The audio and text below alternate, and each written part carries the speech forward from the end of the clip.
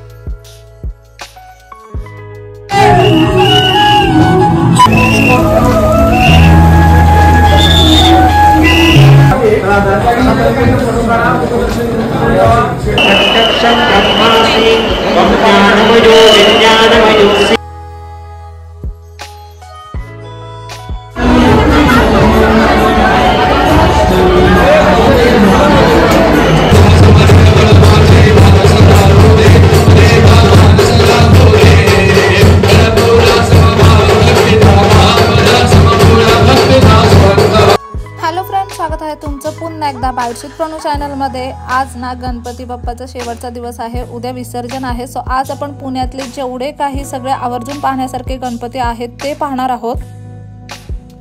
सगळ्यात पहिल्यांदा तर आपण पुण्यातले मानाचे गणपती पाहूयात. हा पुण्यातला मानाचा पहिला गणपती आहे, तो म्हणजे कसबा पेठ गणपती.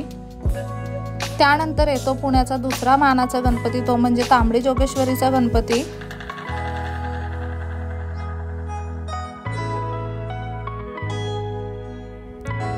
हा पुण्याचा तिसरा मानाचा गणपती आहे, गुरुजी तालीम मंडळ, आणि अतिशय सुंदर अशी मूर्ती आहे ह्या गणपतीची.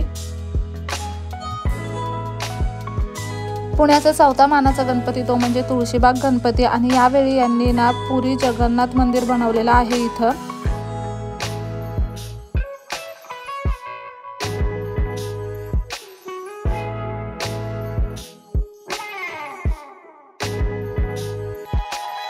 त्यानंतर आपण येतो पुण्याच्या पाचव्या मानाच्या गणपतीकडे, आणि तो म्हणजे केसरीवाडा गणपती. खूप सुंदर आणि अगदी सात्विक सौज्वळ असं डेकोरेशन असतं इथलं. एकदम सिंपल अशा डेकोरेशनसाठी हा गणपती ओळखला जातो. त्याच्यानंतरच तिथेच बाजूला आहे हे भोलेनाथ मित्र मंडळ. यांनी यावर्षी बर्फाचं शिवलिंग बनवलेलं आहे.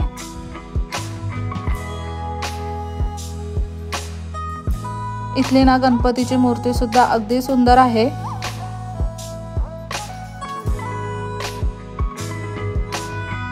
त्यानंतर आपण येतो पुण्याचं मेन अट्रॅक्शन असलेल्या आणि सध्या अगदी चर्चेत असलेल्या ह्या राजाराम मंडळच्या इथे.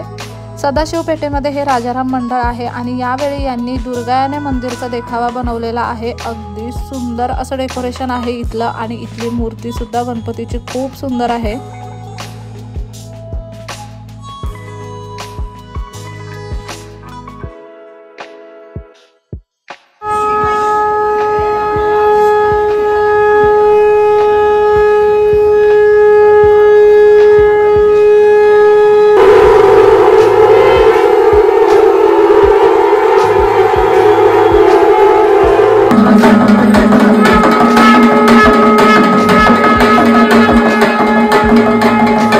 खास करून संध्याकाळच्या वेळी अगदी आवर्जून पाहण्यासारखे डेकोरेशन आहे. खूप सुंदर लाइटिंग वगैरे त्यांनी इथे बनवली आहे. गोल्डन टेम्पलची प्रतिकृती त्यांनी इथे बनवलेली आहे.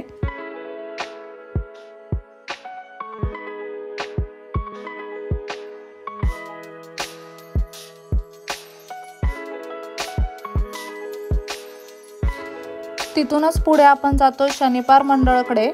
यावर्षी यांनी ना वृंदावनचा देखावा साकारलेला आहे, आणि इथे हा देखावा पाहण्यासाठी प्रचंड गर्दी आहे. पासेस वगैरे घेऊन तुम्हाला हा देखावा पाहायला लागतो. नॉर्मल लाईनमध्ये थांबलात ना तरीसुद्धा तुम्हाला इथे 1-1.5 तास आरामात जाईल. आणि महत्त्वाचं म्हणजे जरी तुम्ही पासेस घेऊन जरी आतमध्ये आलात तरीसुद्धा अगदी 10 मिनिटात सगळं आवरावं लागतं.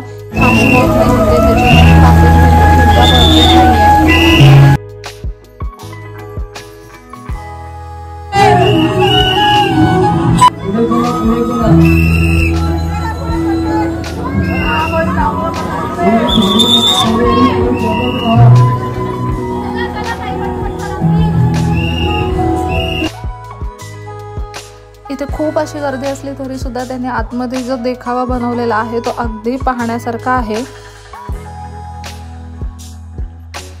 त्यानंतर आपण येतो पुण्याचा सगळ्यात पहिला सार्वजनिक मंडळाचा गणपती आणि तो म्हणजे भाऊसाहेब रंगारी गणपतीला। खूप सुंदर अशी ही मूर्ती आणि अतिशय सोबर असं डेकोरेशन आहे गणपतीचं।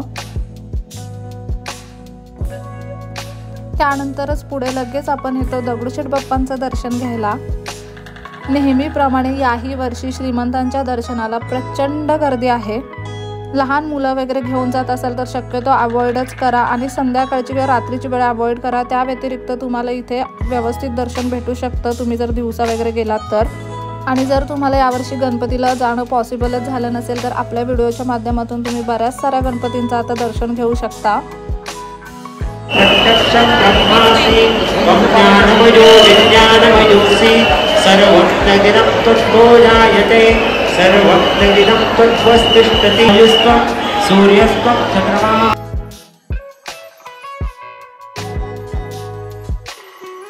श्रींचं अगदी सुंदर असं दर्शन घेतल्यानंतर आपण पुढे येतो तो म्हणजे नवसाचा गणपती बाबूगेनू गणपतीला। यावर्षी त्यांनी ना मदुराई इथल्या मीनाक्षी मंदिराची प्रतिकृती बनवली आहे आणि अगदी अप्रतिम असं काम केलेलं आहे। नवसाचा गणपती असल्यामुळे इथे नेहमीच इच्छापूर्ती कलश असतो, त्या कलशामध्ये तुम्ही तुमची विश मागू शकता, कॉइन टाकतात, अशी प्रथा आहे तिथे। यांचे सुद्धा डेकोरेशन खूप छान आहे, अगदी पाहण्यासारखं आहे आणि गणपती सुंदर आहे।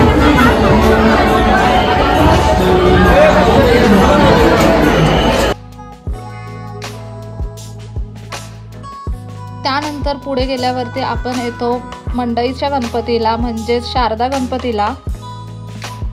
अगदी सुंदर प्राचीन शिवकालीन मंदिर त्यांनी यावेळी इथे साकारलेलं आहे।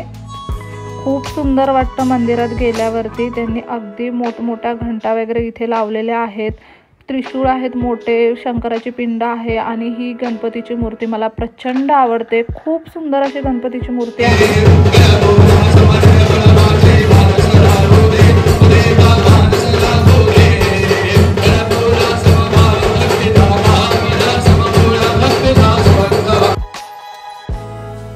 पुण्यातले ना बऱ्यापैकी जितके एका दिवसामध्ये कव्हर करता येतील तितके गणपती आपण पाहिलेले आहेत। जर कुणाचा अजून गणपती पाहायचा राहिला असेल ना तर तुम्ही आज सुद्धा गणपती पाहायला जाऊ शकता। हे सगळे गणपती तुमचे एका दिवसामध्ये होऊ शकतात।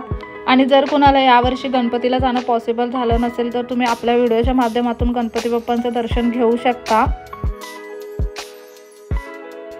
आता उद्या गणपती बाप्पाच्या विसर्जन मिरवणुका आहेत, तुम्हाला त्या बघायच्या असतील ना तर मला कमेंट करून नक्की सांगा आणि आजचा व्हिडिओ कसा वाटला मला ते सुद्धा कमेंट करून सांगायला अजिबात विसरू नका। चला तर मग नेक्स्ट व्हिडिओमध्ये भेटूया, तोपर्यंत मस्त खा, भरपूर फिरा आणि आनंदी राहा।